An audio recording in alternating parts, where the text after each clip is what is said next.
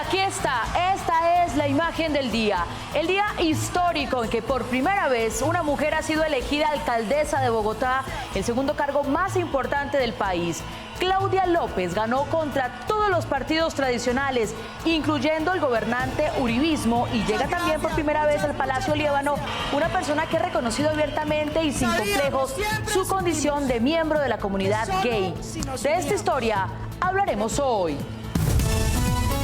Desde el sistema informativo del Canal 1, este es Noticias 1, emisión central, con Mabel Lara y Germán Arango.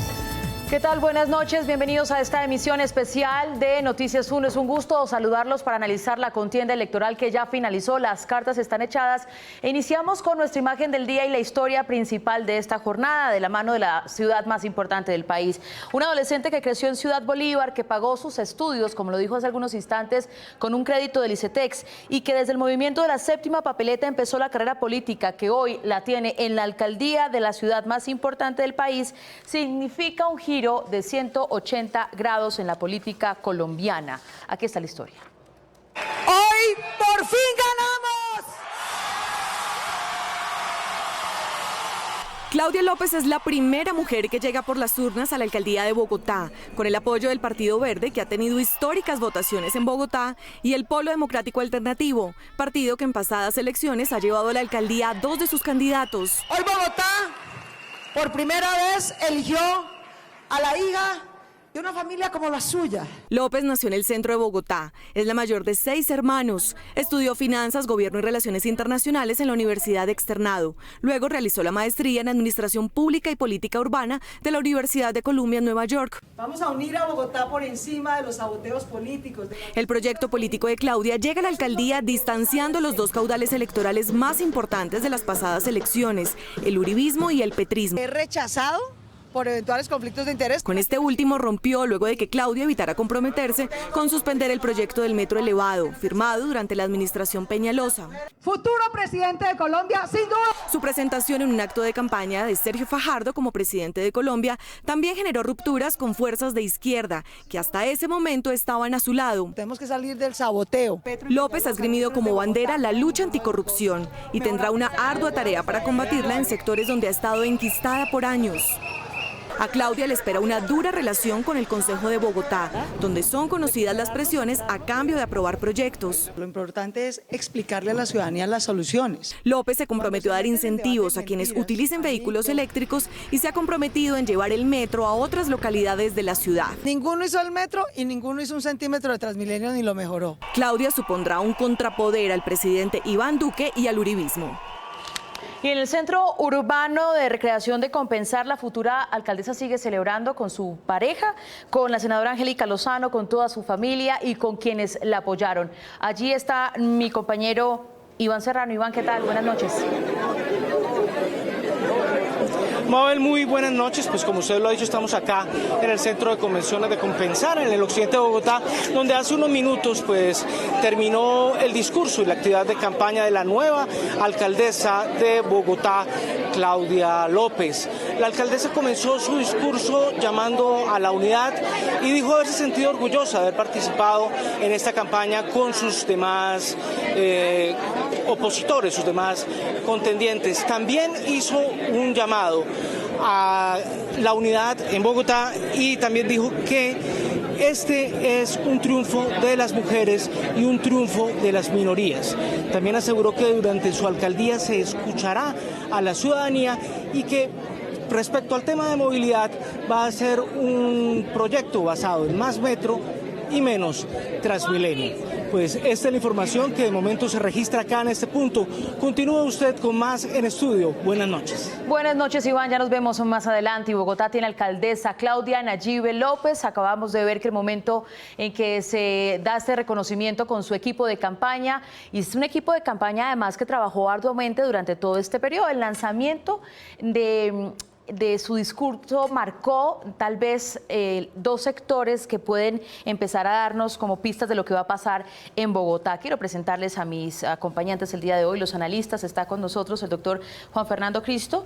De la hoja de vida de Juan Fernando Cristo hay muchas cosas para decir, lo conocemos ampliamente, pero hay detalles relevantes que lo hacen comentarista en esta noche. Su primera campaña fue la de 1998 como consecuencia del asesinato de su papá para el acuerdo de paz. Además, trabajó desde el Legislativo y el Ejecutivo y antes de estas elecciones renunció al Partido Liberal con el que hizo su carrera legislativa de 20 años. Bienvenida. Mabel, muy buenas noches. Un saludo muy especial a todos los televidentes y a los compañeros acá de la noche de hoy. Muchas gracias. También está con nosotros Carlos Andrés Arias, es profesor de persuasión, maestro en psicología, mercadeo político y opinión, además es consultor político de estrategia y poder y podemos decir que es una de las únicas firmas que están en un club internacional de reconocimiento por apoyar, asesorar a los partidos políticos y a candidatos en Colombia. Bienvenido. Muchísimas gracias, buenas noches y buenas noches a todos los que nos están viendo, que se conectan con un día histórico en la política colombiana. Muy bien, ya lo vamos a analizar. Y también está César Caballero con nosotros, es un demógrafo, si esa ciencia existe, es politólogo de los Andes, de la Universidad de Oxford, tuvo también su carrera pública como director de Planeación Nacional, luego como director del DANE, pero hasta que el gobierno le pidió cambiar las cifras por unas más favorables, recordamos ese episodio, desde entonces él se independizó, es gerente, fundador e ideólogo de la firma de opinión Cifras y Conceptos. Bienvenido. Buenas noches, Mabel. Yo fui director del DANE, pero en Planeación Nacional trabajé como técnico. Muy bien. Y tal vez lo único es que soy estudiante de doctorado en este momento. Muy juicioso, doctor César Caballero. Y dicho esto y presentando nuestro panel de asesores, empiezo con usted. ¿Cómo le va a la ciudad en este momento y precisamente con el triunfo de Claudia López? ¿Usted qué siente que ha pasado el día de hoy? No, yo creo que es un cambio histórico, es la primera vez que hay una mujer electa. Además hay un cambio muy grande porque la ciudad mantiene un voto independiente, pero esta vez se le otorga su confianza a una persona como Claudia López. Hay un aumento en la participación electoral, tal vez va a ser la última alcaldesa de Bogotá electa con menos del 50%, porque a partir de la siguiente elección, por una reforma constitucional que se pasó, va a haber segunda vuelta en Bogotá. Ella obtiene el 35% más de la participación que obtuvo Gustavo Petro y más de la participación que tuvo Enrique Peñalosa. Eso le da un inicio de una gobernabilidad y creo que es un cambio de tono en lo que va a ser la ciudad. Bueno, doctor Cristo, pero aquí en la ciudad, estoy hablando de Bogotá, eligió el centro. ¿Qué pasa allí con los extremos, con el petrismo y con el uribismo? No, yo creo que Claudia interpreta muy bien la nueva ciudadanía, movimientos independientes, más allá del tema ideológico, Mabel. En los temas locales, en las alcaldías de capital, más que los temas ideológicos, más que los temas de derecha o izquierda, juega la actitud, el talante de los candidatos, lo que representan esos candidatos, no los partidos. Yo creo que aquí obviamente hay un quiebre en la historia de Bogotá, no solamente porque ganó una mujer la alcaldía, hay que decirlo abiertamente, lo decían ustedes al comienzo, porque gana una mujer gay, el segundo cargo en la elección popular de Bogotá, que ha defendido los derechos de las minorías sexuales y de todas las minorías en Colombia. Y yo creo también, Mabel, que gana la paz, gana una persona que está jugada por los acuerdos de paz. Y yo creo que eso es muy importante, de alguna manera, como un contrapeso a lo que significa el gobierno nacional frente a la implementación de la paz hacia el futuro. Luego, yo creo que los extremos perdieron, ganó el centro sin duda alguna, pero más allá del centro, es una campaña desideologizada, que los bogotanos votaron por el talante de los candidatos. Carlos Andrés, ¿cómo fue el discurso de Claudia López? O mejor, ¿cambió el discurso de Claudia López para llegar al primer puesto de la alcaldía o a la alcaldía de Bogotá? Se lo pregunto porque mucha gente le molestaba el tono. Mire, básicamente Claudia López hace más o menos 2 meses y medio, 3 meses, hubiera podido estar escribiendo un manual de cómo perder una campaña que se sentía que estaba ganada. Ese cambio o ese giro que le dio Claudia López para volver a sus anclajes políticos, a sus anclajes cognitivos, significaron que ella lograra repuntar ese margen de error pequeño que la estaba alejando de ganar la alcaldía de Bogotá. ¿Y cómo se cifró ese repunte? Se cifró en que ella siempre fue la abanderada de la anticorrupción. Su campaña tuvo un grave error y es que en algún momento empezaron a perder eso de vista y eso es algo que la reconoce a ella. Otro elemento que la reconoce a ella es que ella es la verdaderamente independiente. ¿Sí? Siempre se ha formado desde un movimiento social, urbano y ciudadano y en algún momento también lo perdió. Lo volvió a retomar y también lo capitalizó. Y un tercer elemento final es que hace unos 2 meses y medio, 3 meses, se metió en las dinámicas de retórica de campaña de sus adversarios, entonces se volvió una persona beligerante, discutía, gritaba, digamos, entró en esa campaña de contraste que no es ella. ¿Cuál es la campaña que necesitaban escuchar los bogotanos? Una campaña de consenso, una campaña que fuera por la propuesta. ¿Y qué pasa con los partidos tradicionales? ¿Qué me dicen ustedes? ¿Quiénes ganan y quiénes pierden? Los tradicionales perdieron. No, mire, Mabel, esta elección, digamos, aquí en esta campaña vimos cómo el centralismo sigue afectando a Colombia de una manera muy... Porque aquí la campaña, quien viviera en Bogotá y mirara los medios solo pensaba que había elecciones en Bogotá. Y resulta que están pasando muchas cosas en el país.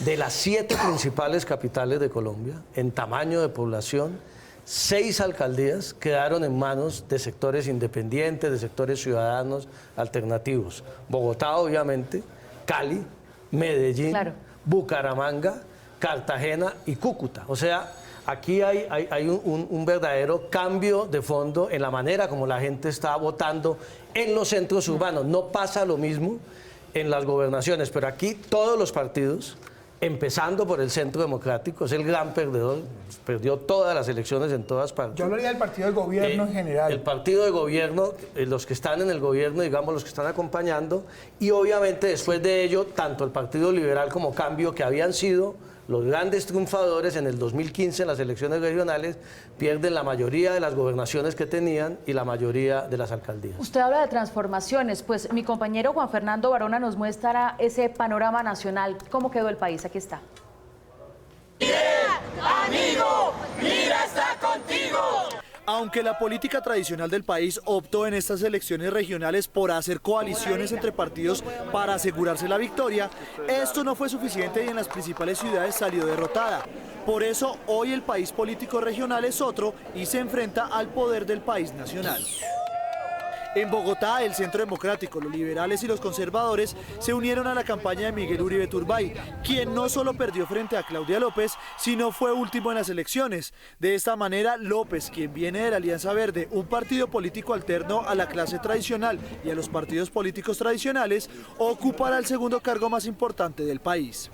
Hoy era el Día de las Niñas. En Medellín, corazón del uribismo, ganó el candidato del Movimiento Independientes, Daniel Quintero Calle, quien basó su campaña en la ciudadanía, derrotando al candidato del Centro Democrático y favorito en las encuestas, Alfredo Ramos, quien era apoyado por el expresidente Álvaro Uribe y la política tradicional de Antioquia. Aunque por naturaleza Medellín tiene tendencia uribista, esta derrota significa un revés para las aspiraciones del exmandatario y su bancada. Al igual que en Medellín, para la gobernación de Antioquia, el uribismo perdió, ya que su candidato Andrés Guerra fue superado por Aníbal Gaviria, quien a pesar de tener el apoyo del Partido Liberal y Cambio Radical, también fue respaldado por la Alianza Verde. En Cali, el candidato ganador, Jorge Iván Ospina, derrotó también al uribismo que apoyó a Roberto Ortiz. Ospina tenía el apoyo del Partido Liberal y su campaña la basó en votos de opinión y, al igual que en Bogotá con Claudia López, se dedicó a recorrer las calles de la capital del Valle, soportando una fuerte campaña en contra. El gran perdedor fue el candidato por el Centro Democrático Ortiz, quien aparecía empatado en las encuestas con Ospina y tenía toda la maquinaria de los empresarios de la ciudad. Luego de la jornada electoral de hoy, los partidos políticos tradicionales tendrán que repensar su estrategia. Y datos tenemos para todos ustedes en esta emisión especial de Noticias 1. Gana en Bogotá Claudia López, el uribismo pierde en Antioquia y Medellín, en Cali gana el candidato verde y Char se consolida en Atlántico. Pero, ¿cómo fue esta jornada electoral? Juliana Ramírez está con el registrador y nos tiene estos detalles. Mabel, buenas noches. Me encuentro desde Corferias, el punto censo más importante de votación de todo el país. Ya han pasado 4 horas desde que se cerraron las urnas y aún sigue el conteo. Solamente en alcaldía ya se han contado el 97% de las mesas. En este momento me encuentro con el registrador Juan Carlos Galindo. Registrador, cuénteme cuál ha sido el balance de la jornada hasta este momento. Bueno, yo creo un balance absolutamente positivo. Recordemos que son las elecciones más complejas. Fueron 3.306 elecciones un mismo día, con más de 116.000 candidatos, con 107.919 mesas en 11.590 puestos de votación. Organizar la logística de distribución del material, la infraestructura para consolidación, divulgación de los resultados, pues ha tenido Bueno, la ciudadanía lo ha tenido a la vista. Luego yo creo que nos sentimos muy satisfechos del trabajo que hicimos como registraduría. En los temas de orden público, ¿hubo alguna alteración? ¿Afectaron mucho, digamos, la jornada? Bueno, recordemos, son 1.102 municipios, pero sí, tuvimos a lo largo de la jornada dos circunstancias particulares, en San Zenón y en Pijiño del Carmen de Magdalena. Ahora, en horas del final de la tarde, principios de la noche, en Achí, Bolívar, hubo también una azonada, y me estaban diciendo que ahorita en Topaipí también se está presentando un problema de orden público. Mabel, vamos a seguir aquí con el registrador analizando las tendencias de las principales ciudades. Sigan ustedes en estudio. Más adelante nos vemos entonces, Juliana. Rápidamente, aquellos que acaban de llegar a esta emisión especial, les mostramos aquí los resultados de la registraduría de la ciudad de Bogotá, el último boletín, o el más reciente. Fíjense en esa votación y ya hablaremos de ello. 1.108.541 votos, Claudia López. 1.022.362 votos, Carlos Fernando Galán. Holman Morris, 440.591 votos. Sí, ahí está Miguel Uribe con 426.982 votos. Con nuestros expertos y comentaristas analizaremos estos datos cuando regresemos, porque queremos hablar ahora de ganadores y perdedores en Bogotá. Un portazo le propinaron hoy los bogotanos a los líderes de los partidos tradicionales y al voto amarrado, con la elección de Claudia López como la primera mujer que dirigirá los destinos de la capital del país. Gracias a todos, muchas gracias. Hija de una maestra y declarada gay con novia senadora, Claudia López ha centrado su actividad política en la lucha contra la corrupción, Por respeto con los ciudadanos de Colombia. la equidad de género, la consolidación del acuerdo de paz con las FARC y los derechos de todas las minorías. Sumadas las votaciones de López, Galán y Morris, en Bogotá el uribismo recibió hoy uno de sus más fuertes reveses. Su candidato oficial, Miguel Uribe Turbay, terminó en el último lugar del preconteo, superado incluso por el aspirante de la Colombia Humana, el movimiento de Gustavo Petro. Le ha quedado grande al señor Álvaro Uribe cumplir una cosa tan elemental: venir, escuchar, responder y controvertir. Otros derrotados con la votación obtenida por Claudia López es el alcalde Peñalosa, de quien la nueva mandataria ha sido fuerte crítica, y los encuestadores que le daban la victoria a Carlos Fernando Galán. Estamos felices. Ganaron en cambio Sergio Fajardo, que se vino a vivir a la capital, entre otras razones, para apoyar a Claudia López. Ganaron también Jorge Enrique Robledo, tal vez la figura del polo más abiertamente lopista. Ganaron Humberto de la Calle y en general los defensores del acuerdo de paz, como Juan Fernando Cristo. ¡No se tire la paz! ¡La guerra nunca más! La Alianza Verde y el Polo Democrático llegan al Palacio Liébano después de 8 años, y con ellos el énfasis en las políticas y programas sociales, al tiempo que la defensa del ambiente. El pulso mayor que tendrá la nueva alcaldesa de Bogotá es el de las relaciones con el gobierno nacional, de quien Claudia López siempre ha sido distante. Y vamos con Medellín y Antioquia. ¿Cómo están los resultados en esta ciudad, en esta región del país? Les vamos a mostrar.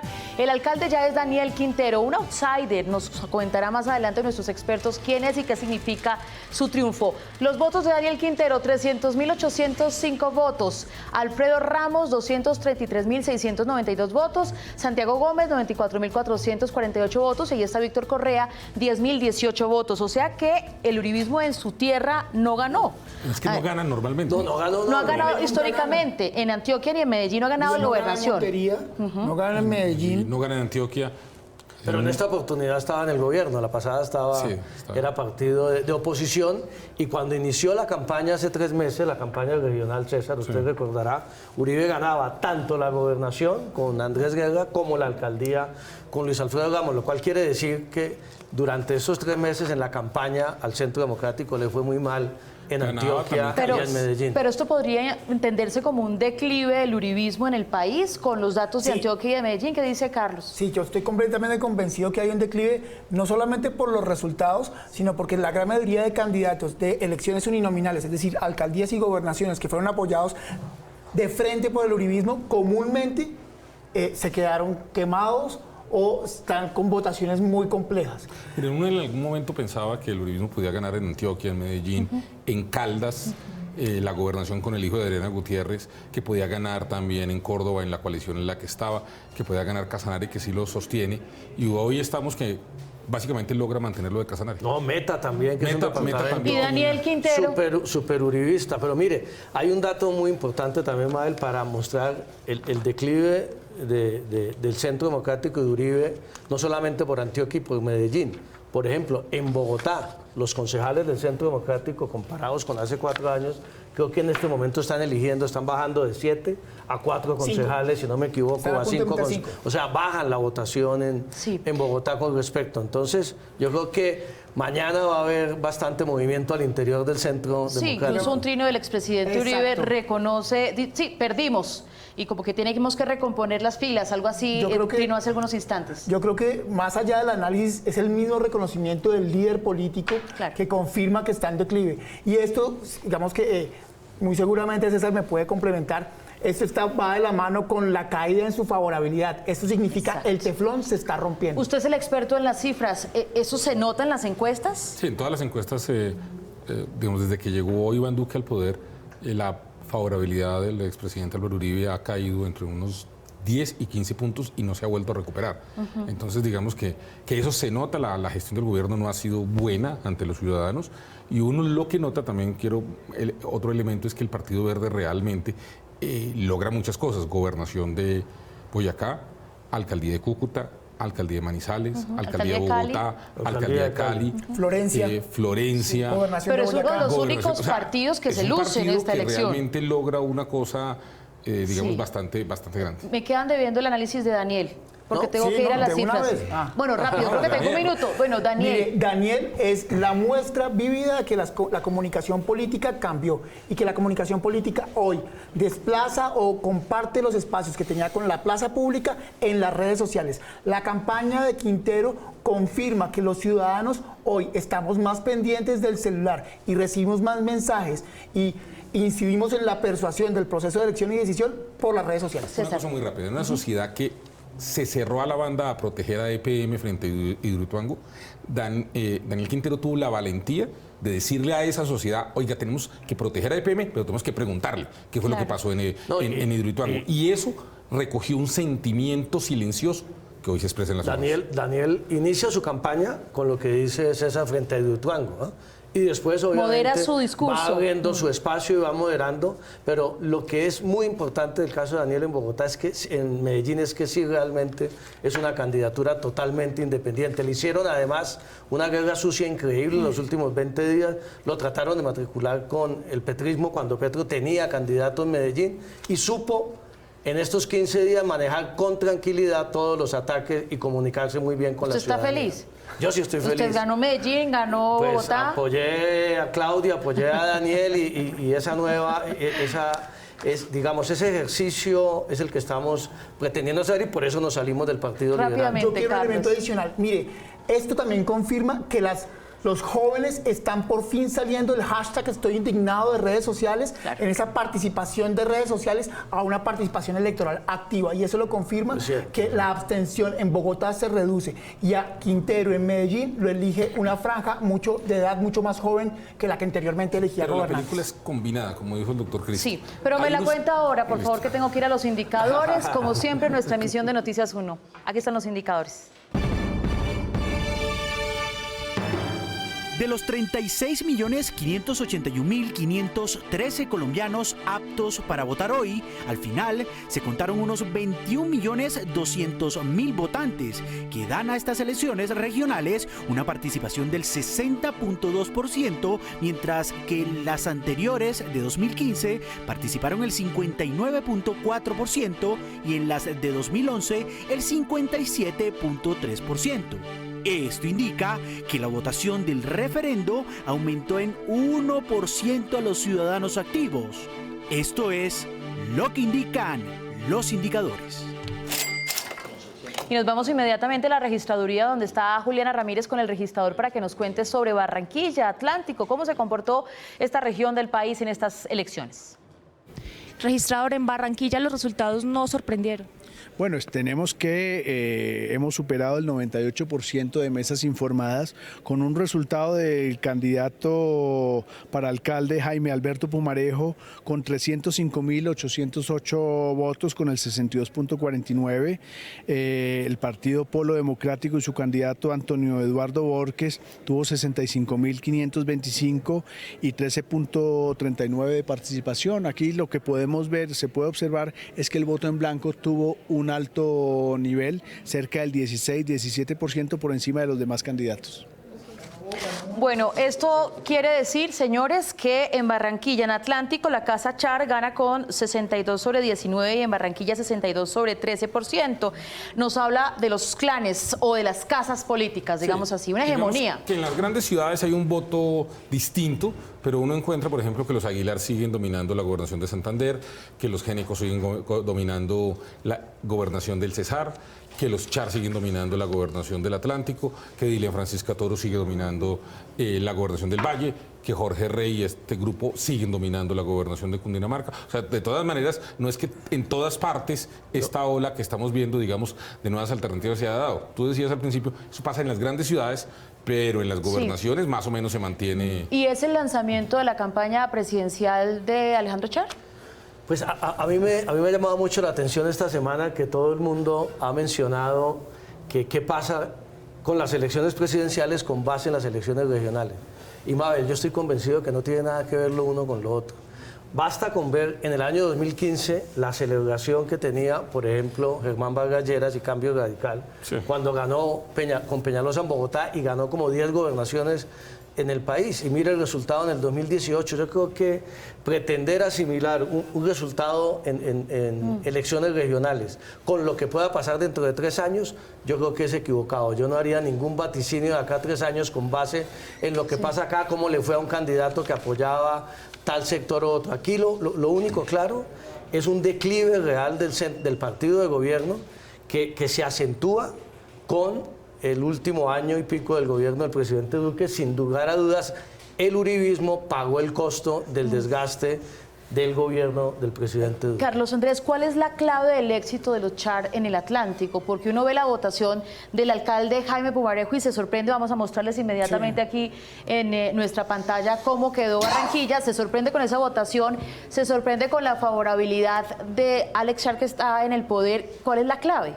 Mire, básicamente, y uno no puede desconocer las estructuras políticas. Los Char han mantenido una estructura política importante, son los dueños de muchas dinámicas económicas y de poder en el departamento y en la ciudad, pero también hay que, a todo honor, toda gloria, Barranquilla cambió.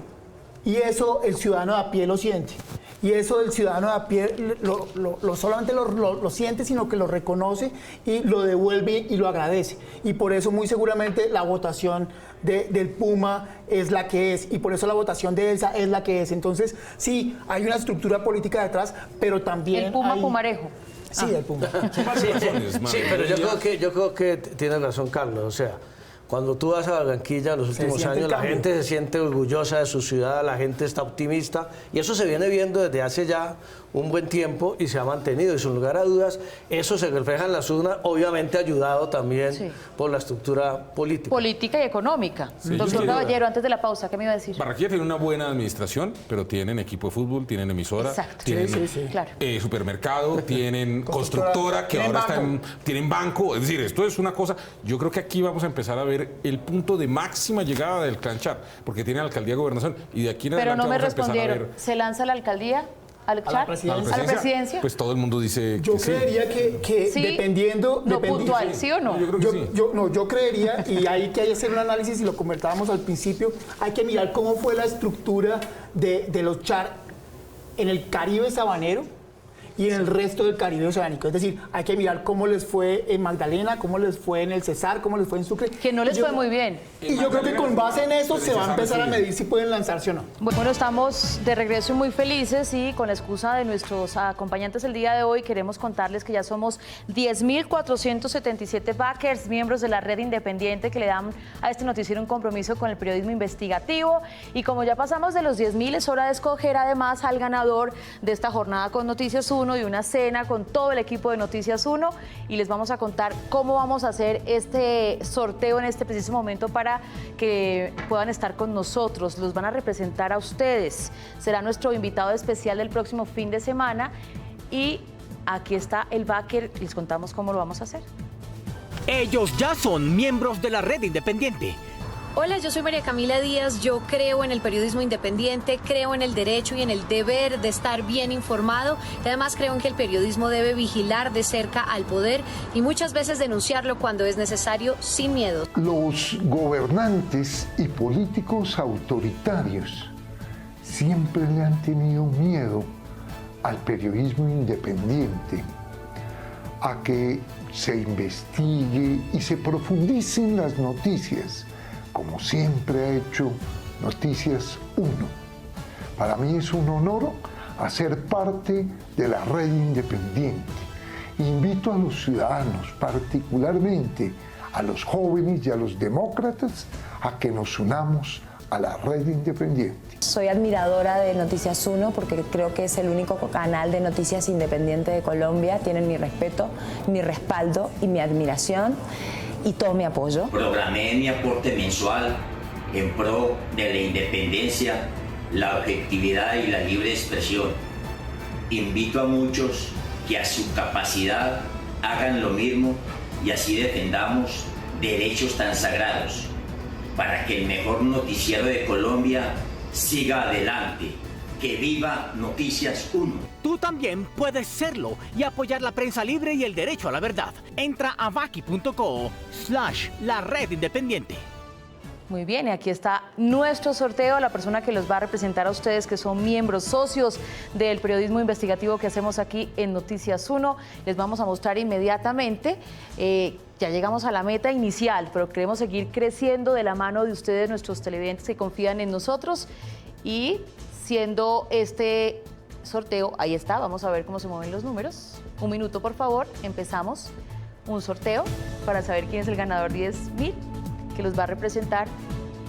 Ahí está. De pronto ustedes, 8.700. Yo soy uno. El 8.700 ya nos van a decir en este momento. Ojalá, pero sería una gran coincidencia. Es el señor Guillermo Córdoba. Muchas gracias por creer en la Red Independiente y el próximo fin de semana usted estará con nosotros. Nos veremos entonces y seguimos con esta emisión especial de Noticias 1 postelectoral y hablamos ahora del partido FARC. ¿Cómo les fue? Porque por primera vez después del acuerdo de paz se presentaron a elecciones los exmiembros de la antigua guerrilla FARC, que hoy conforma el partido del mismo nombre. Un informe de Patricia Uribe. Julián Conrado, conocido como el cantante de las FARC, cuyo nombre de pila es Guillermo Torres, es el nuevo alcalde de Turbaco, Bolívar. Nuestro lema es Amando venceremos. Tomó la decisión de lanzarse por la Unión Patriótica y Colombia Humana y no por su partido Fuerza Alternativa FARC. No porque reniegue de su grupo, sino porque lo consideró estratégico y para poderle ganar a las maquinarias del departamento. Porque vencer odiando no genera felicidad. Julián Conrado se enfrentó al candidato Leonardo Enríquez Cabarcas Marruco, de Cambio Radical, considerado como una ficha política del cuestionado empresario Alfonso Ilzaca, el turco, quien varios paramilitares lo señalaron ser uno de sus colaboradores. ¿Qué es lo que queremos nosotros? Poner el orden, ajustados a la Constitución, a la ley, por la vía del derecho, pero también en paz. El excombatiente, que hizo parte del bloque Caribe de las FARC, aseguró que su campaña la hizo con su vieja guitarra, el apoyo de sus amigos y sobre todo con el voto de confianza de la mayoría de los turbaqueros, que según él estaban cansados de la vieja corrupción en su municipio, donde nació hace 65 años. Queremos ser un ejemplo de recuperación del medio ambiente en Turbaco, para que el mundo entero nos vea.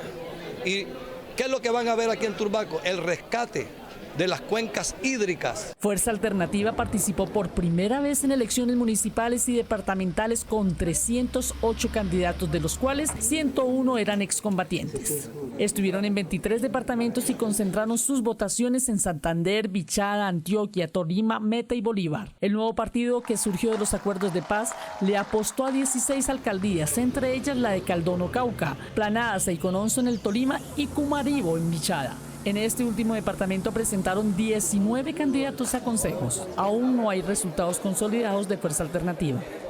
Y siguen con nosotros los comentaristas y analistas de esta jornada, Carlos Andrés Arias, Juan Fernando Cristo y César Caballero. Carlos, déjame invitar ahí el caricaturista Meo del País de Cali, ha presentado una buena caricatura mostrando el otoño del patriarca y mostrando a Uribe amarrado al centro democrático.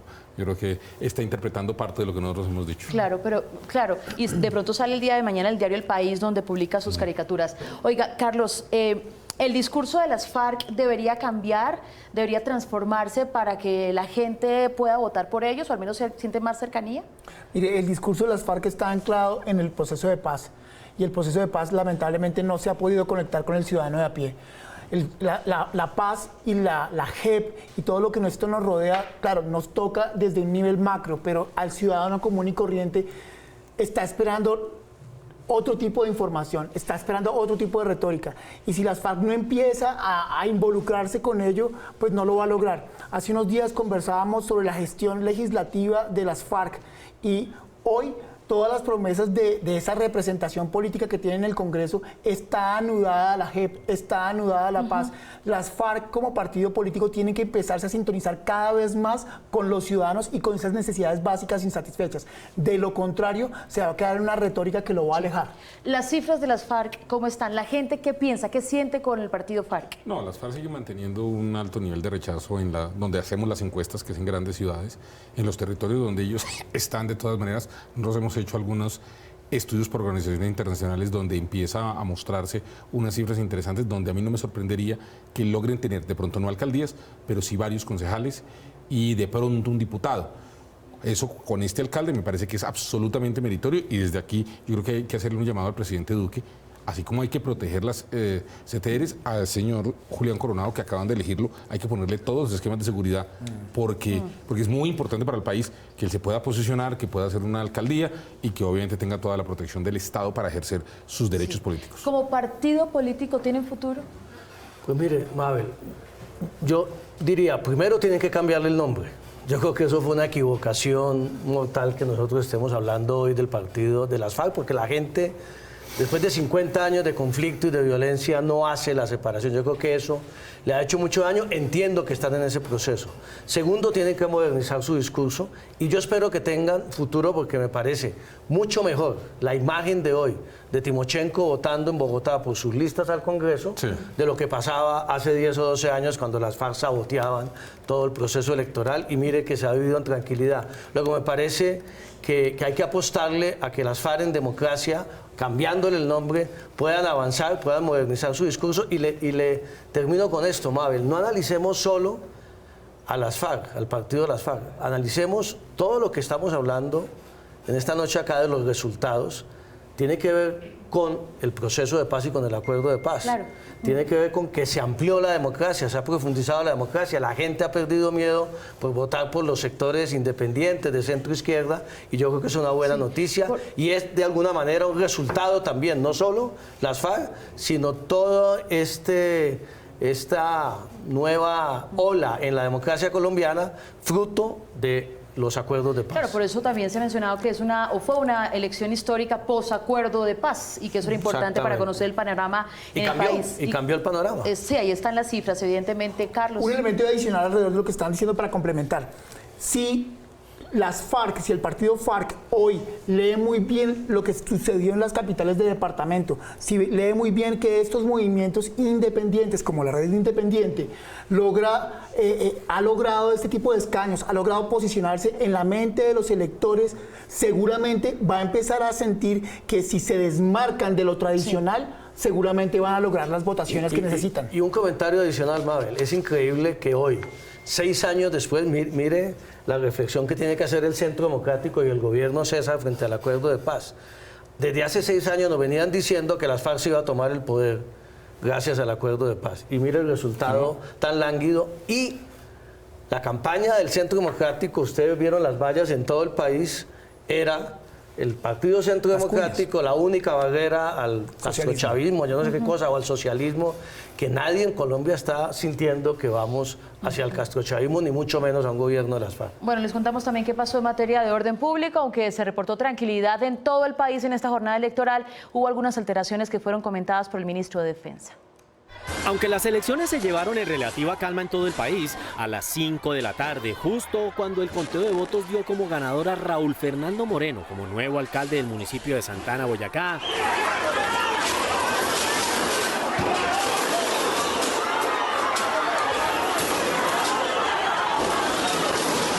los seguidores del candidato perdedor del Centro Democrático, Juan Carlos Sánchez, decidieron arremeter violentamente contra la policía. La azonada de los partidarios del Centro Democrático generó daños en la alcaldía municipal. Ahorita lo van a matar. Actuó el SMAT y no hubo disturbio alguno, fue contrarrestado casi que de manera inmediata. Pese a lo que aseguró el ministro, los ataques a la alcaldía y a la policía dejaron varios uniformados lesionados y cuantiosos daños materiales. En horas de la mañana, en el municipio de San Zenón, en el Magdalena, fue destruido el material electoral, por lo que se suspendieron los comicios en el municipio. Se produjo la incineración de un material y hubo quema de parte de la registraduría.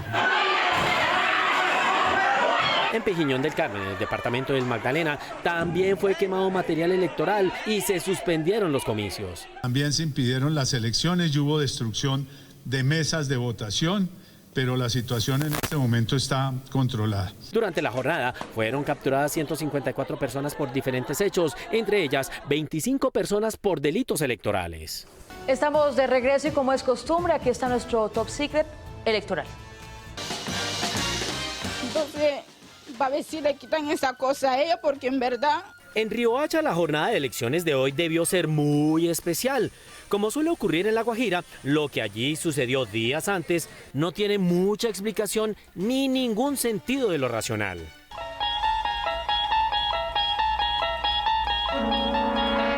Si aquí firmas, lo que pasa es que tú estás echando mentiras, porque aquí... Ella y su hija son indígenas wayú y fueron sorprendidas hace unos días cuando una familiar les informó que la madre había sido seleccionada por la Registraduría Departamental como jurado de votación, aunque es analfabeta. Si tú no te presentas, vas a pagar eso. Ambas están angustiadas porque en la registraduría de Riohacha no les creen que la seleccionada como jurado nunca fue a la escuela y por eso no sabe leer ni escribir. En cambio, le dijeron que si no llegaba a cumplir con su deber, debía pagar una multa que vale lo que ella no tiene, pues no cuenta con ningún ingreso. Ella no es la única persona que está en su situación. Yo trabajo en una casa de familia que... Rosa Cristina tampoco sabe leer ni menos escribir y tampoco supo cómo excusarse para que no la sancionaran. En la registraduría local, entre tanto, no se mostraron preocupados con la condición de las dos jurados. Hasta ahora me dicen que hay dos personas analfabetas que están en este proceso y que lamentablemente se ha presentado y nosotros no tenemos el conocimiento de esto oficialmente. Por la magia que se vive en Macondo, tal como lo describió el Nobel García Márquez, no fue posible saber si en Riohacha cambiaron a las jurados o si ellas dos tuvieron que estar hoy en las mesas escrutando votos, aunque no sabían qué era escrutar, ni tampoco cuál es el significado de una elección. Estén pendientes, volveremos con más confidenciales de TACE en Top Secret.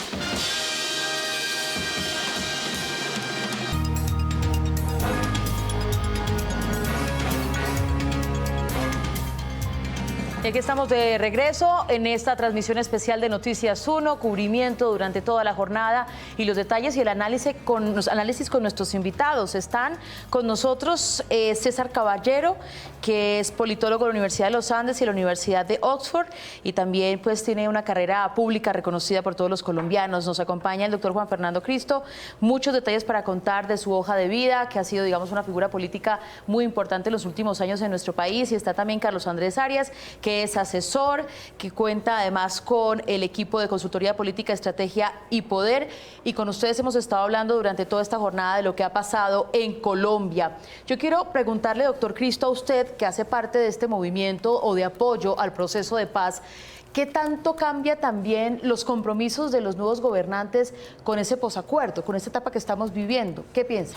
Pues mire, si bien es cierto, los colombianos, y estoy de acuerdo con Carlos, en esta elección local y regional, en muy pocos departamentos y municipios votaron pensando en el acuerdo de paz. Lo que sí es cierto es que este resultado, que abre la democracia, en el cual ganan muchas fuerzas ciudadanas que apoyaron el acuerdo de paz en las principales capitales, yo creo que tiene que poner a reflexionar al gobierno nacional y al Centro Democrático sobre su actitud frente al acuerdo de paz. Yo creo que de alguna manera esto es una derrota para el Centro Democrático y para el gobierno por lo que han hecho durante este año, que no han querido avanzar en la implementación del acuerdo de paz.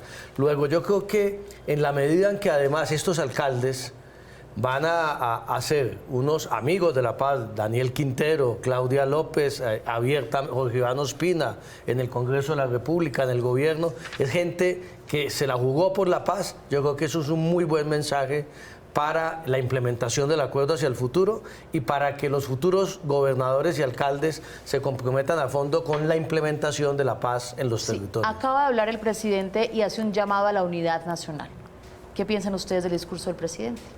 A mí me pareció un poquito gaseoso, otro llamado, dio las cifras de cuántas personas participaron, de cuántos cuerpos colegiados fueron electos, pero como mensaje político no veo, yo no, pues digamos, le puse atención, pero no veo nada de fondo. ¿Pero cuál debería ser el discurso hoy, por ejemplo? No, entender que hay una realidad política distinta, que después de el triunfo que él tuvo en segunda vuelta, el país está diciendo hoy que la manera como él está gobernando probablemente no es lo que tiene a la gente contenta, y hacer una autocrítica y reconocer que tiene que hacer un cambio de rumbo, que creo que su partido mañana va a comenzar a exigirse. Ahora va a ser muy interesante ver cómo el presidente de la República tendrá que gobernar y se tendrá que entender con muchos alcaldes que no son amigos del gobierno, que han tenido una posición crítica frente al gobierno, y también va a ser importante el ejercicio de esos alcaldes de encontrar escenarios más allá de las diferencias políticas para poder sacar adelante sus ciudades. Hay una especie de cohabitación que tendrá que haber, vuelvo, insisto, de las 7 principales capitales de Colombia. Para los televidentes, 6 capitales de esas quedaron en manos de fuerzas independientes que no tienen relación política con el gobierno, por decirlo de alguna manera. Rápidamente, Carlos. Básicamente, en comunicación política, a veces es mejor callar. Y a pesar de que el presidente, digamos, tiene que pronunciarse sobre las elecciones, hay momentos en los que uno debe dejar pasar ciertos momentos para esperar cómo analizarlos. Y hoy era uno de esos momentos. Si lo hace, sale, y si lo hace y lo hace mal, como lo señala o no lo señala César, pero sí, digamos, hace un discurso gaseoso, sin ningún tipo de fuerza, queda peor. Entonces, a veces, menos es más. Muy bien. Y ustedes hablan también de los ganadores, de los que han salido derrotados en la jornada, y nos preguntamos por los partidos políticos. Los partidos políticos quedaron desdibujados por alianzas que no consultaban ni siquiera a sus seguidores, ni siquiera hacían parte de su ideología. Aquí está. El mapa político en los comicios a gobernaciones en 2015 dejó a las coaliciones y firmas con 18 mandatarios departamentales. A Cambio Radical con 5, el Partido Liberal puso 4 gobernadores, la U obtuvo 2 cargos, el Centro Democrático 1, igual que los conservadores y el Partido AICO. Según el Ministerio del Interior y la Corporación Excelencia en la Justicia, el número de candidatos a las gobernaciones por coaliciones o grupos significativos de ciudadanos aumentó en un 46% en comparación a los comicios de hace 4 años, convirtiéndose en un nuevo modelo político. Incluso a veces se llegan a presentar casos de coaliciones por conveniencia, ni siquiera por sindéresis o coherencia política. Y eso se presenta, obviamente, de manera fuerte en estas elecciones regionales. Hoy 31 departamentos contaron con candidatos por partido, coaliciones o firmas. Santander fue el único departamento que no contó con representantes de partidos, pues de los 6 aspirantes a la gobernación, 4 se presentaron por coalición y 2 por firmas, por lo que hoy a nivel nacional no se podría hablar de ganadores o perdedores. Porque de alguna forma ese fenómeno de comparsa electoral colectiva nos lleva a la reflexión que no hay partidos ganadores ni partidos perdedores, sino coaliciones exitosas y coaliciones no exitosas. En 2015 se presentaron 137 aspirantes a las 32 gobernaciones y este año subió el número de candidatos a 165, de los cuales 76 hicieron parte de las coaliciones y 5 partidos lideran esta nueva estrategia electoral. Cambio Radical, 466 ocasiones, el Partido de la U, 445, el Partido Liberal, 411, el Partido Conservador, 367 y la Colombia Humana UP 293. Según la Corporación Excelencia en la Justicia, las coaliciones auspician matrimonios por conveniencia, pero no favorecen a que las ideologías ciudadanas imperen. Bueno, vamos a hacer una pausa, regresamos en instantes y una de las preguntas que dejó en la mesa, doctor Caballero, es: ¿se pifiaron las encuestadoras? ¿Qué responsabilidad tienen en esta jornada? Eso cuando regresemos. Seguimos aquí con nuestros analistas en esta noche de emisión especial de Noticias 1, hablando de la jornada electoral y la pregunta que dejamos en el bloque anterior: ¿se pifiaron las encuestadoras, sobre todo en ciudades como Medellín? Usted quería decir algo, Carlos. Mire, yo lo que quiero señalar ahí es que no puede seguir existiendo una regulación electoral en la que cada encuestadora determine a su libre albedrío qué tipo de muestra tiene que plantear. Entonces, para ser más llanos, no puede ser posible que se mida la intención de voto en Cali o en Medellín con 600 encuestas. No puede ser posible. Doctor César Caballero. Yo diría, antes de que César, que es el que sabe qué me impresionó de esta jornada, que antes teníamos 4 o 5 firmas encuestadoras reconocidas a nivel nacional que hacían encuestas. Esta cosa de estas elecciones, uno ya no sabía qué hacer con las encuestas, no solamente en Bogotá, sino en el país. Creo que hay más de 100 firmas encuestadoras registradas en el Consejo Electoral, yo creo que sin cumplir ningún requisito. Y eso sí, lo que hace es dañar totalmente la credibilidad de la tarea, que es muy importante para una democracia, de los encuestadores. Yo creo que, ha sido mortal la experiencia de estas elecciones. Uno siente que hay una regionales. distorsión frente a lo que plantean o los resultados que nos presentan. ¿Es momento de regular las encuestadoras? Lo primero es que si el criterio de evaluación es que las encuestas deben predecir el futuro, eso siempre van a perder, porque nadie puede predecir el futuro, nada, más o menos, y menos en comportamientos humanos. Lo segundo, yo estoy de acuerdo, nosotros lideramos este año, yo lideré la redacción de un documento pidiendo al Consejo Nacional Electoral que modernice la regulación que hay sobre encuestas en Colombia, que viene del año 96, es decir, del siglo pasado. Es decir, por tercera ocasión las firmas encuestadoras hemos liderado eso. Y finalmente, yo lo que creo es que las encuestas deben ser utilizadas para el debate público, pero yo aquí también quisiera decir, los ataques públicos a las firmas encuestadoras han llevado ya a algunas firmas, entre ellas la mía, a desistir de contribuir al debate público en medios de comunicación. Eso ya le pasó a Ipsos, que ya se retiró. Nuestra firma se retiró ya para este periodo electoral, y usted no se imagina la tranquilidad que tengo yo, porque yo creo que honestamente todas las firmas están tratando de hacer lo mejor que se puede. Tú dices que una encuesta de 600 muestras en Cali, todos quisiéramos muestras más grandes. ¿Quién está dispuesto a pagarlas? Nadie. Todos queremos que sea un bien público, pero alguien lo tiene que pagar.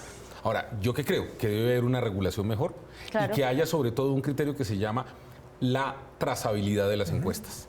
Esa es la palabra central que nosotros colocamos en el documento. Y es que encuesta que cualquier persona quiera publicar tiene que ser totalmente trazable en todos los elementos. ¿Cuál fue la más asertiva? ¿No le parece que 115 firmas encuestadoras es una locura? Es demasiado. Hacer encuestas en todo el país. Lo que pasa es que yo estoy en la posición de que es mejor tener más encuestadoras y más encuestas que menos. Porque si ahora párate en este día, si todas tuvieran que dar exactamente el mismo resultado, pues ustedes nos moveríamos hacia el escenario donde solamente tendría que haber una firma encuestadora. No, yo creo que hay que contribuir al debate. Hay muchas que no son serias. Sí, ¿no? Pero si se mejora la regulación, tú tienes razón. Hoy, para poder estar y publicar encuestas en Colombia, hay que tener los siguientes requisitos: existencia de 6 meses, 3 recomendaciones. No, pues. Y haber hecho 2 encuestas, nada más. Bueno, es muy poco. Acá me da la razón. Claro, por eso nosotros estamos diciendo hay que mejorar la regulación. Pero de nuevo les insisto, yo creo que el país no debe pensar que las encuestas van a predecir el futuro. Nada puede predecir el futuro. Sí, pero uno como votante sí quisiera que le pudieran marcar la tendencia a lo que está pensando la ciudadanía. Y eso yo quiero sumar ahí un elemento importante, y es que sí, las encuestas siguen siendo importantes, pero hay que entender que el mundo de la percepción y los sistemas de creencias cambiaron en los ciudadanos. Los ciudadanos, y más que nadie César lo entiende porque hemos trabajado juntos en algunos estudios de percepción, el mundo digital, no ese mundo digital en el que se hacen encuestas en Twitter que son una mentira, sino en el mundo digital donde las conversaciones están registradas en Google, en donde las búsquedas que tienen los ciudadanos alrededor de los programas, los candidatos, los perfiles de los candidatos, está encriptado o está dentro de la data. Creo que hace falta que ese mundo digital se incorpore a los estudios de percepción. No los llamo encuestas, a los estudios de percepción. Bueno, tenemos aquí además información para contarles sobre los jurados que no saben leer. ¿Esto cómo se da en un país como el nuestro? ¿Cómo podemos convocar a jurados que no saben leer, que no saben escribir?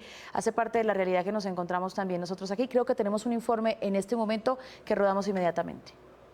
Contra todas las denuncias por campañas sucias entre los candidatos para la alcaldía de Cali, ganó Jorge Iván Ospina, candidato por el Partido Verde. Ospina, quien ya había sido alcalde de la ciudad para el periodo 2008-2011, ganó el pulso al uribismo, que había lanzado una fuerte campaña para que no llegara a la administración de la capital vallecaucana. Su llegada a la alcaldía de Cali rompe la herencia de su antecesor Mauricio Mirtach, quien estaba apoyando al empresario Alejandro Eder. No obstante, Ospina también fue apoyado por otra política tradicional, la gobernadora Dilian Francisca Toro. Con el triunfo de Ospina, al uribismo no le alcanzó la maquinaria que había puesto a favor de Roberto Ortiz, más conocido como el Chontico, quien también fue apoyado por el Partido Liberal, Conservador y Cambio Radical. Con todo y estampillas. En la gobernación del Valle del Cauca llega Clara Luz Roldán, cuota de la actual gobernadora Dilian Francisca Toro. Roldán se convierte en la heredera del trono de Dilian Francisca, la gran ganadora en el Valle del Cauca con la alcaldía y la gobernación. Las encuestas siempre dieron como ganadora al Roldán, quien cuenta con toda la maquinaria de su antecesora y no tuvo rival durante este camino electoral. Con este triunfo, el uribismo pierde nuevamente su aspiración a la gobernación, que puso todo su respaldo a la candidatura de Francisco José Lurido, quien no llegó ni siquiera al 5% de los votos del departamento. Articulemos también al norte del valle. El uribismo, en cambio, triunfa en Nariño. En ese departamento se dio para John Rojas, quien se inscribió por firmas Mi Nariño, y no seguiría con la línea del gobierno de Camilo Romero porque se autoproclama de derecha. El abogado y exdirector de Confamiliar cuenta con el apoyo del expresidente Álvaro Uribe y los congresistas Teresita Enrique Rosero, Bernen Zambrano y el alcalde de Ipiales, Ricardo Romero.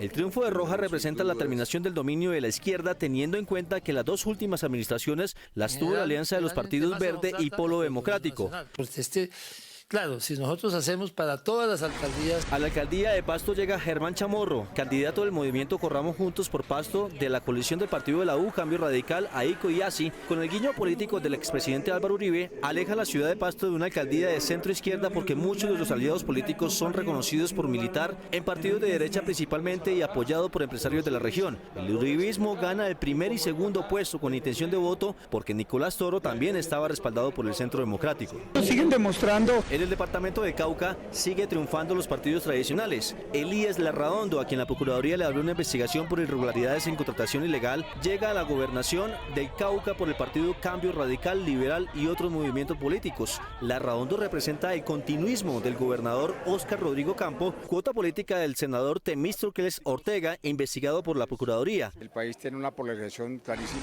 Para la alcaldía de Popayán se perfiló Juan Carlos López Castrillón, avalado por el Partido Verde, pero de quien se dijo era cuota del senador liberal Luis Fernando Velasco. El nuevo alcalde ha sido cuestionado por una investigación en su contra por el delito de peculado cuando ejerció como presidente del Club Deportivo Los Millonarios. Juan Carlos López derrota la hegemonía que tenía el partido de la U en esa región desde hace 2 periodos electorales que tenía para esta candidatura a Rosalba Joaquín Joaquín. Bueno, es el informe del suroccidente colombiano, pero ¿cómo se entiende que estos ganadores representan lo que se llama las coaliciones en su furor, las alianzas? Y uno cuando ve el mapa político colombiano no dice, bueno, ganó Conservador, ganó Partido Liberal, no se entiende muy bien. Hay crisis de partidos. Este es el ejemplo de que sí existe. Lo que pasa es que con las coaliciones todos ganan. Sí. Porque entonces usted ve 34 gobernadores y van a reclamar como 60 gobernaciones. Pues porque como hay tanta coalición, entonces todos de alguna manera dicen que estaban o no estaban. Sin embargo, pues es evidente que hay unas fuerzas políticas que sí tienen claras ganancias. Yo me sostengo que el Partido Verde tiene una clara ganancia y que frente a las expectativas que tenía y por ser partido de gobierno, pues el Centro Democrático no le fue nada bien. ¿Quién más? ¿Liberal?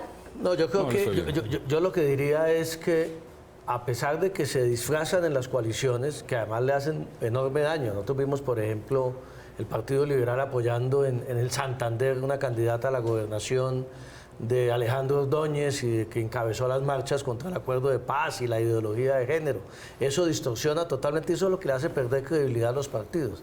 Pero más allá de eso, cuando se analice a fondo mañana con calma, aquí no tenemos tiempo, Mabel, al final todo se sabe, cada candidato a la gobernación finalmente es militante de un partido y es dirigente de un partido. Lo demás es un añadido. Luego sí se puede hacer el mapa en los 32 departamentos de quién ganó y quién perdió en gobernaciones. Al final es absolutamente claro.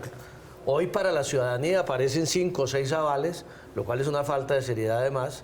No es claro, pero yo creo que esta semana el escenario se va a clarificar mucho más para la gente. Carlos, ¿esto es estrategia o crisis?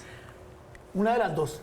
Esto es una suma de las dos cosas, es una estrategia y es una crisis de los partidos. Estrategia en la medida que suma dinero a la campaña, suma algunas facciones de esos movimientos que, si bien no tienen la fuerza en un candidato propio para llegar, se suman a este equipo ganador o a este carro ganador. Y también es crisis por lo que acaban de ya de señalar. Sin embargo, yo quiero acotar algo diferente, y es que si bien uno puede decir, y concuerdo muy bien con César y con el doctor Cristo, alrededor de si hay un partido que se lleva a ese candidato ganador ya hoy gobernante, la duda es cómo va a gobernar ese candidato que en su afiche parece un festival de cine, en donde hay varios logos. Sí. Tiene que darle cuota burocrática a todos. O a ninguno. ¿O cómo va a gobernar un Pero candidato? más que la cuota burocrática, el talante del gobierno y las principales propuestas que va a defender, y yo creo que ahí sí el origen del partido que realmente es al que pertenece termina teniendo una influencia. Rápidamente, antes de ir con el otro informe, ¿cómo va a gobernar un señor como William Dow,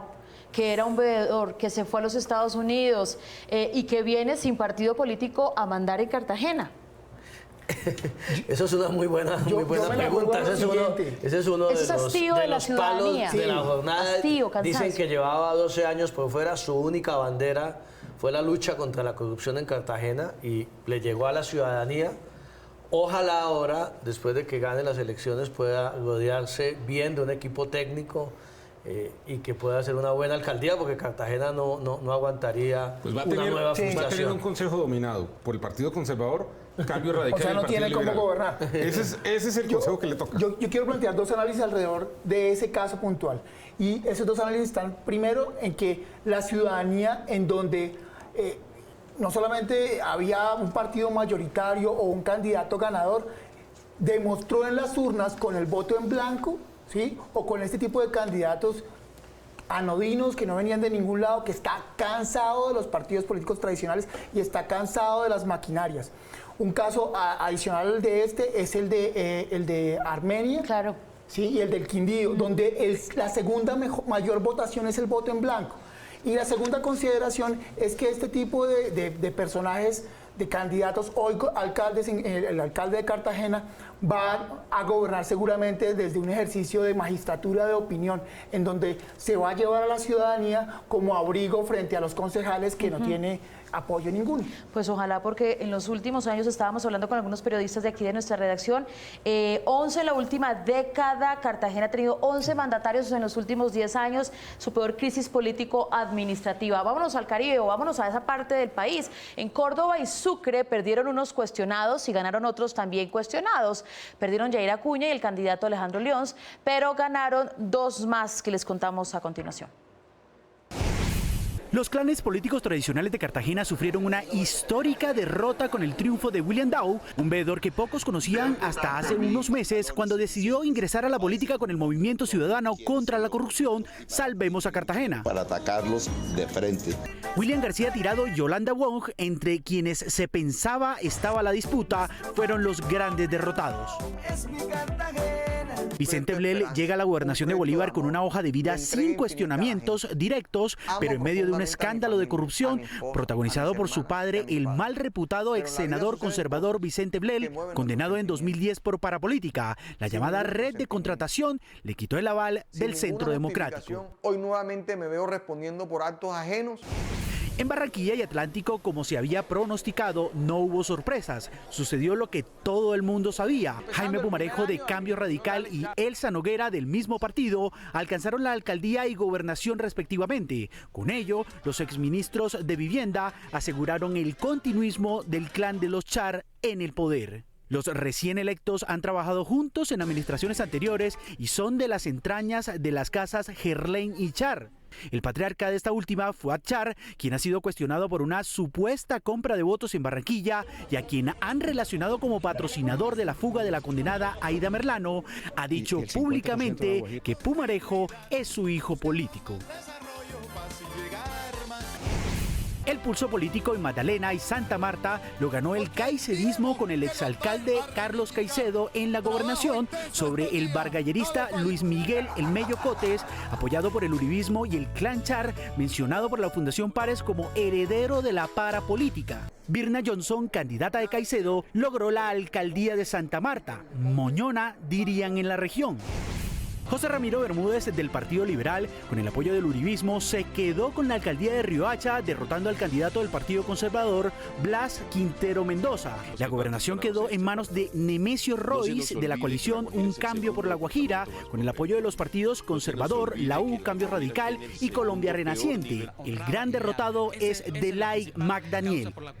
Aunque Royce fue favorito desde el inicio de su campaña, llega al poder en medio de investigaciones por parte de la Contraloría General y señalamientos de la Fundación Paz y Reconciliación, quien lo identifica como ficha del cuestionado representante Alfredo de Luque y algunos sectores del clan Nueva Fuerza Guajira. No podemos entender en el departamento de La Guajira. José Santos, del partido de la U, más conocido como Mello Castro, fue elegido alcalde de Valledupar, a pesar de que aún se investiga si está inhabilitado para ejercer el cargo. Además, ha sido acusado de prevaricato por acción. Cuenta con el apoyo del representante a la Cámara Jorge Eliezer Salazar y del senador José Alfredo Géneco Zuleta, cuestionado por presuntamente haber entregado 150 millones de pesos al exfiscal anticorrupción para dilatar el proceso que se lleva en la Corte Suprema de Justicia contra su padre Lucas Géneco. A la gobernación del Cesar llega Luis Alberto Monsalvo Géneco de la coalición Partido de la U, Liberal y Cambio Radical. Desde 2017, Monsalvo enfrenta un juicio por el delito de corrupción al sufragante y en 2018 se le abrió una investigación adicional en la Contraloría por presuntas irregularidades en la ejecución del Plan de Alimentación Escolar PAE durante el 2015. Es hijo de Cielo Géneco, prima de Kiko Gómez y miembro del clan Géneco, señalado de tener presuntamente relación con paramilitares y narcotraficantes. Bueno, allí el panorama del Caribe y ya venimos con una historia de Sahagún después de la pausa, pero sobre esto, ¿cómo está la composición en este momento en esa parte del país? Usted mencionaba hace algún instante que no es tan cierto que los Char hayan ganado en el Caribe. Digamos, yo lo que encuentro con los datos que ustedes nos comparten es que efectivamente los Char siguen siendo los dueños, amos y señores en Atlántico, que tienen algunos brazos de conexión en los departamentos vecinos, pero que en ese Caribe sabanero han perdido poder, han perdido potencia y seguramente esto los va a hacer reevaluar. No estoy diciendo que no vaya a ser una posible candidatura presidencial de Alex Char. ¿Qué pasa en Magdalena, doctor Cristo? Bueno, yo creo que en Magdalena Carlos Caicedo es una figura ya desde hace un buen tiempo, desde que ganó la alcaldía hace algunos años. Ha tenido un discurso coherente, ha tenido un discurso de rebeldía frente, es tal vez uno de los departamentos que más sufrió la parapolítica en la última década, que tiene más problemas de atraso, de corrupción, y Caicedo encarna ese cambio que estaba buscando la gente del departamento de Magdalena. A mí no me sorprende ese triunfo y la contundencia del mismo, y ojalá le vaya muy bien a Caicedo liderando ese departamento que necesita un buen gobernante. ¿César, algo? Sí. En la costa caribe hay tres casas que yo creo que van a reclamar triunfo. Por un lado, David Barguil, que gana alcaldía y gobernación, y eso lo vuelve, digamos, él, todos sabemos que tiene una precandidatura dentro del Partido Conservador.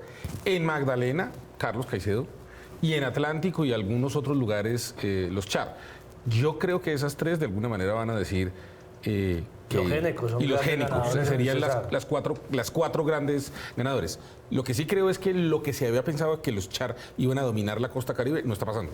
Claramente esto no les está Les faltaron los ñoños.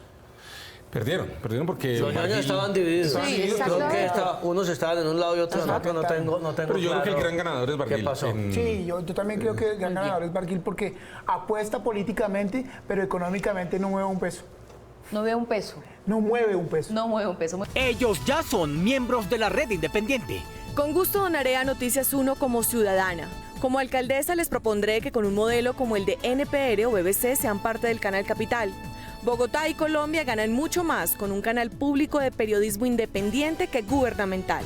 Yo soy la red independiente. Acepto el reto. Mañana mismo me meto a la Vaki de Noticias 1. Reto a Luna David y a Ángela Garzón al numeral Noticias 1 Challenge. Donar y conseguir 2 donantes.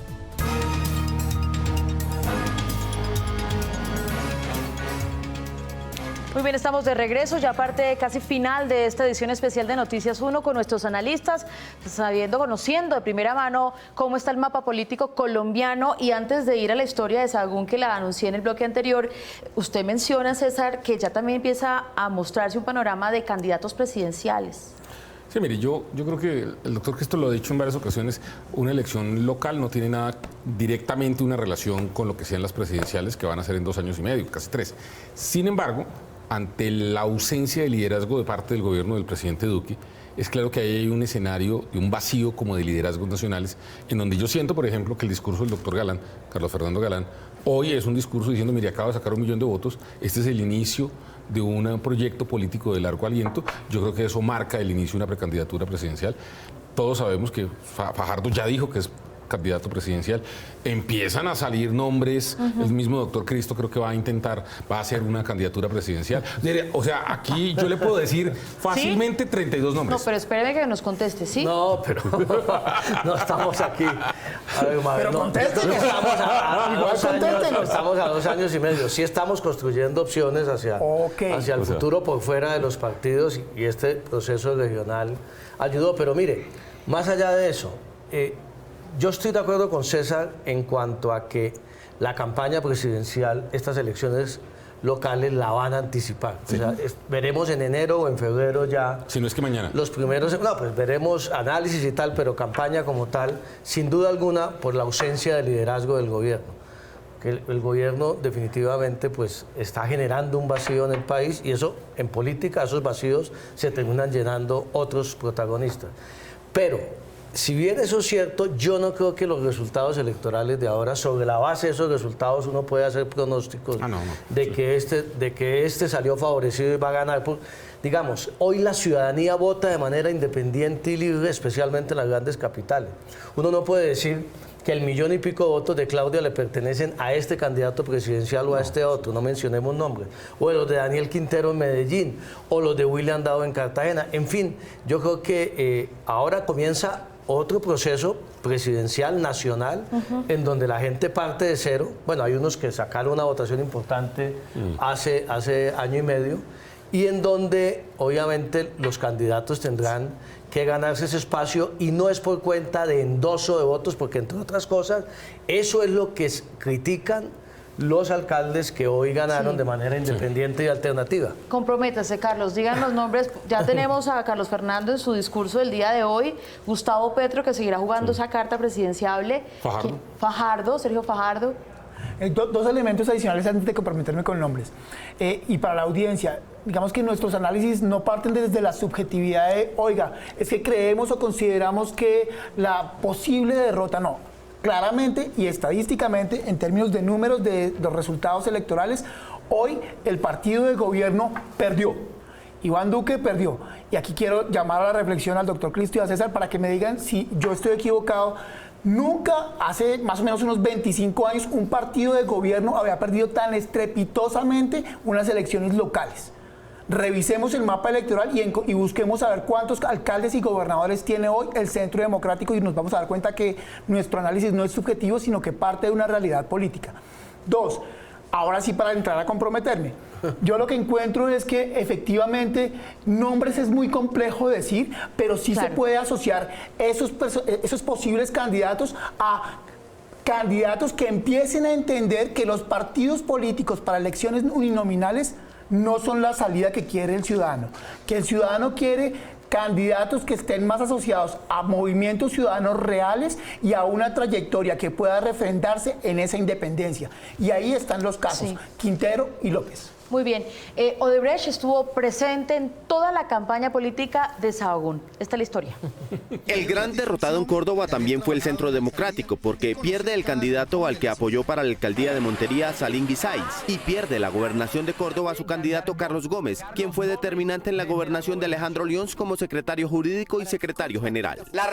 El gran ganador es el senador conservador David Barguil, porque apoyó a Orlando Benítez, electo gobernador de Córdoba. Barguil también también fue quien consiguió el aval para Carlos Ordosgoitia, quien gana la alcaldía de Montería. Nuevo liderazgo. En Sahagún, Córdoba, tierra de clientelas electorales, Jorge David Pastrana Sagre, del partido de la U y Cambio Radical, se quedó con la alcaldía. A Jorge David Pastrana lo apoya Bernardo Ñoño Elías, oriundo de ese municipio y actualmente preso por hacer parte del entramado de corrupción de Odebrecht. Esta foto se dio en medio de la alianza que se selló entre el candidato Pastrana y la Casa Elías. En 2 aspiraciones pasadas, Pastrana fue enemigo político de los candidatos del Ñoño Elías. En la foto aparece junto a Julio Elías, de camisa negra, hermano del Ñoño Elías. El de amarillo es José Hugo Restán, actualmente diputado de Córdoba del grupo del Ñoño Elías. Mirarles la cara. Para las elecciones de este año 2019, Jorge David Pastrana decidió unirse al grupo político liderado por el Ñoño Elías.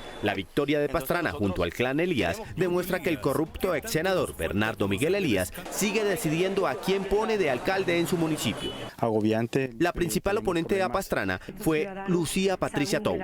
A Tous la apoyó el grupo político de Musa Besaile, también preso por el caso Odebrecht. Aunque en Sahagún los 2 anteriores alcaldes resultaron de la alianza entre Musa Besaile y Bernardo Ñoño Elías, los procesos por Odebrecht ocasionaron fricciones que se acrecentaron cuando el hermano de la candidata Tous, el excongresista Eduardo Tous, quien fue representante a la Cámara como fórmula de Bernardo Ñoño Elías, decidió apoyar a su hermana, que era impulsada por la casa de Musa Besaile. En Sucre, Yair Acuña perdió la gobernación. Fue derrotado por el ex viceministro del Interior de Santos, Héctor Olimpo Espinosa. Los sucreños castigaron a Acuña por los señalamientos que se hicieron durante la campaña de su aparente participación en hechos de corrupción y porque no les generó confianza la inversión de dinero que hizo en la campaña. Es que la transformación de la ciudad. Ganó la alcaldía de Sincelejo Andrés Eduardo Gómez, apoyado por el Centro Democrático, Cambio Radical, Partidos Conservador y de la U. Andrés Gómez fue denunciado por su aparente participación en la masacre ocurrida el 25 de enero de 2018 en La Guaripa, en predios que se disputa William Martínez, familiar de Andrés Gómez, nuevo alcalde de Sincelejo. ¿Fue Odebrecht un tema dominante en esta campaña? ¿Qué dicen los panelistas? Yo arranco por decirle que Odebrecht lo que logra es que tantos dineros que no se sabía de dónde provenían y que terminaban alimentando las campañas y tumbando ese proceso, entre comillas, para algunos casos democrático, en este caso se mermó. Esos ríos de dinero no se vieron en esta campaña. ¿Qué dice? Yo no estoy tan convencido. A mí me parece que cada 4 años, digamos, nosotros estamos viendo unas elecciones, lo hemos comentado ya varias veces acá, de opinión en las grandes capitales y esto, pero el deterioro del ejercicio de la política, porque no hemos reglamentado ni la financiación de las campañas, ni hemos eliminado el voto preferente, ni tenemos una autoridad electoral con dientes que controle todos estos delitos electorales. Yo siento que, digamos, uno no puede coger el mapa y decir que en general mermaron los dineros. Las informaciones de algunas campañas y eso son pero a diferencia de años anteriores, demasiado preocupantes, pero no por el tema Odebrecht ni por el tema contratistas. También en muchos departamentos muchas mafias locales interesadas en el control territorial jugaron un papel importante. Yo creo que allí falta mayor análisis ya cuando tengamos todo el mapa completo. ¿Esto es medible? ¿Uno puede medir en la opinión de la gente o la presencia de Odebrecht o de los contratistas en estas elecciones? Es que yo, más que Odebrecht como nombre, lo que sí creo es que seguimos teniendo una gran informalidad en la financiación de las campañas. Una de las medidas es que el tope máximo de gastos de campaña, creo yo, está muy bajito. Y al colocarlo tan bajito el Consejo Nacional Electoral, lo que propicia es que muchos dineros que podrían ser legítimamente ingresados en las campañas, lo tienen que hacer de otras maneras. Pero a mí también lo que me preocupa es que en varias regiones pues hay dinero de narcotráfico, hay dinero de informalidad, hay dinero en muchas regiones. Yo creo que aquí, y eso es, aquí hay una reflexión que tenemos que hacer todos, y es el año 2020 es un año afortunadamente sin elecciones, sin campañas. Debería, ahorita que usted mencionaba, Mabel, que el presidente de la República convocó a la unidad nacional, esas convocatorias las he hecho como 58 veces en el último año sin un contenido concreto. una buena convocatoria a un acuerdo nacional es en torno a la reforma política que está necesitando este país de manera urgente. Y uno de los temas tiene que ver con la financiación de las campañas, porque mientras no avancemos en financiación estatal de las campañas, que lo planteamos hace unos años y que en el Congreso hundieron el proyecto, vamos a tener en este país, con una economía tan informalizada, muchas financiaciones irregulares, ilegales, de muchas campañas, y en estas elecciones locales y departamentales es donde más se ve ese fenómeno, lamentablemente. Dos consideraciones finales rapidísimas sobre el mismo tema. Uno, yo sí, digamos, nosotros en términos de estrategia y asesoría, sí encontramos que esos volúmenes de dinero que acompañaron las campañas anteriores, en esta oportunidad me armaron. Y dos, sí concuerdo y estoy completamente de acuerdo en que el Consejo Nacional Electoral hoy sigue siendo un ejercicio de papel donde las normas se ven muy bonitas desde Bogotá, pero cuando una entidad de estas que hace la regulación electoral no tiene sedes en las regiones y no puede hacer este ejercicio de mayor control, sin dientes, pues no hay posibilidad de que se mueva. Un hecho histórico sin precedentes en un país como el nuestro, incluso en la región, en América Latina, es que una mujer abiertamente considerada de la comunidad LGTBI ha llegado al poder de la principal ciudad de este país, y su discurso estuvo alrededor de esto. ¡Hoy por fin ganamos!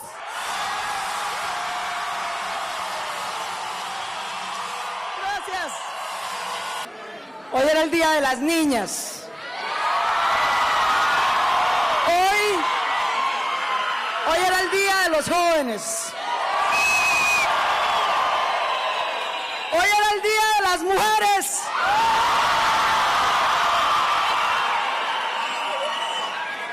Hoy era el Día de las familias hechas a pulso, como la suya, como la mía.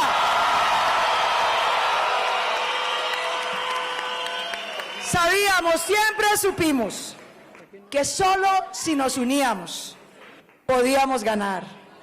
Y así lo hicimos. Nos unimos, ganamos e hicimos historia.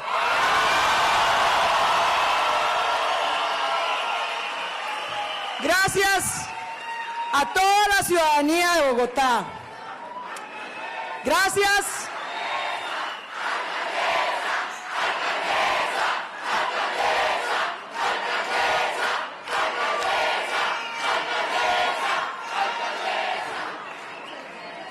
Gracias a Holman, a Miguel y a Carlos Fernando, porque competir con contendores de su altura y de su tenacidad engrandeció esta campaña, nos inspiró a dar lo mejor e hizo grande nuestra democracia y nuestra ciudad. Sé que Bogotá y Colombia seguirán contando con ellos como extraordinarios ciudadanos y líderes que son. Como lo dijimos durante la campaña, vamos a unir a Bogotá, vamos a hacer un gobierno para todos, no solamente para quienes confiaron en nosotros.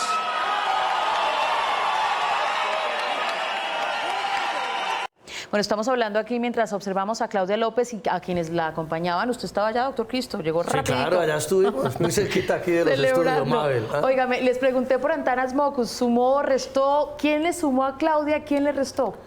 Yo me la juego a que sumó Ángela María Robledo, que Mockus sigue siendo una figura simbólicamente importante. Sin embargo, la construcción audiovisual que hicieron de ese hecho de opinión no fue lo suficientemente potente para darle ese push que sí le dio Ángela María Robledo.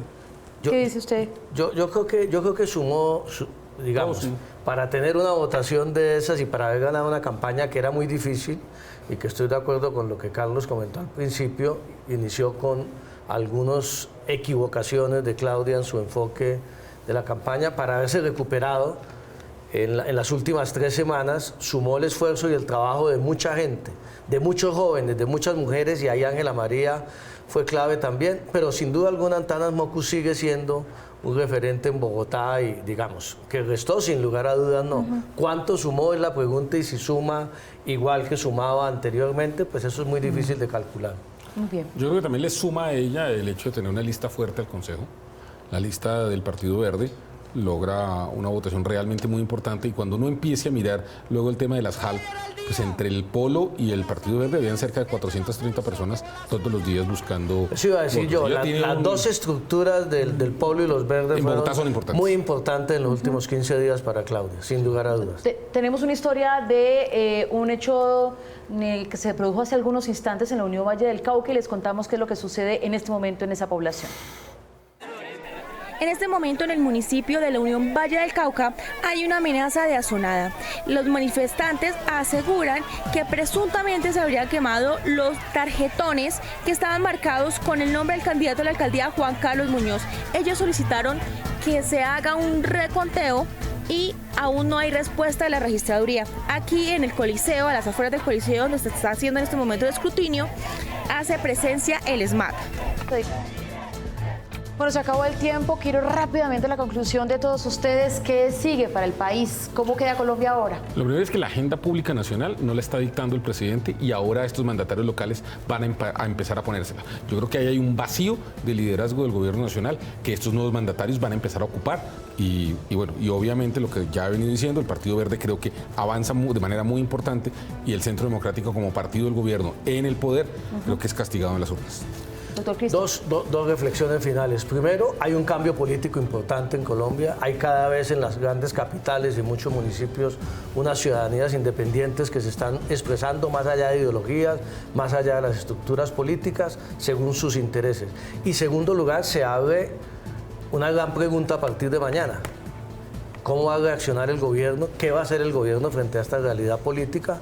¿Y cómo va a ser la relación del Centro Democrático como partido de gobierno con el propio gobierno del presidente Duque? Porque se escucharán voces al interior de ese partido que tienen lógica señalando al gobierno por su desgaste este año y medio como responsable de esta derrota, que es absolutamente clara. Como lo decía Carlos, yo no recuerdo ningún gobierno de los últimos 30 o 40 años en Colombia, en elecciones regionales, que haya tenido un resultado electoral tan malo como el del día de hoy. Carlos. Dos elementos. El primero es que los nuevos gobernantes, en donde se dieron, entre comillas, palos, como en Medellín o el histórico en Bogotá, deben entender que hoy, a partir de hoy, a las medianoche, deben empezar a construir consensos para generar gobernabilidad, en la medida que sus votaciones demuestran que hay una fragmentación ideológica de su electorado. Si no lo hacen, corren el riesgo de que les suceda lo mismo que le sucedió a Enrique Peñalosa. Dos, segunda consideración es que definitivamente estas elecciones nos abrieron el paso y nos abren el camino a que la comunicación política y la manera de hacer política cambió. Y hoy está más cifrada en estos aparatos en donde los ciudadanos pueden estar consultando las campañas más o menos, según las estadísticas de Statista y Mintic, entre 15 y 20 veces al día. Muy bien. Carlos Andrés Arias, gracias por estar con nosotros como analista. Juan Fernando Cristo, gracias, doctor Cristo. Gracias, doctor César Caballero, por estar con nosotros en esta jornada de votaciones. Y a ustedes, gracias por elegir la independencia. Quiero mostrarles nuestra vaquita. Cuando estamos cerrando nuestra emisión, allí está subiendo. Ya somos 10.701 backers que estamos apoyando la red independiente. Hasta aquí esta emisión especial de Noticias 1. Doctor Cristo, que le vaya bien en su campaña. Buenas noches. Eso es una emboscada.